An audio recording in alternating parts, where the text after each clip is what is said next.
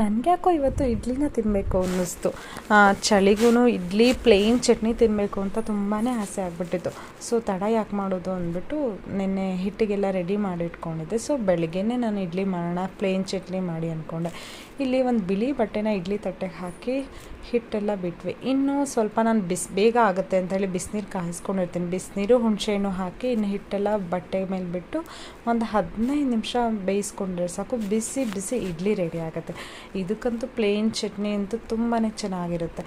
ಕಾಯಿ ಮತ್ತು ಕಡಲೆ, ಹಸಿಮೆಣಸಿನ್ಕಾಯಿ, ಕೊತ್ತಂಬರಿ ಸೊಪ್ಪು, ಜೀರಿಗೆ, ಹುಣಸೆಹಣ್ಣು, ಉಪ್ಪು ಹಾಕಿ ಮತ್ತು ಬೆಳ್ಳುಳ್ಳಿ, ಮೇನ್ ಇದಕ್ಕೆ ಈರುಳ್ಳಿನ ಹಾಕಿ ರುಬ್ಬಬೇಕು. ತುಂಬ ಅಂದರೆ ತುಂಬ ಟೇಸ್ಟಿಯಾಗಿರುತ್ತೆ ಚಟ್ನಿ.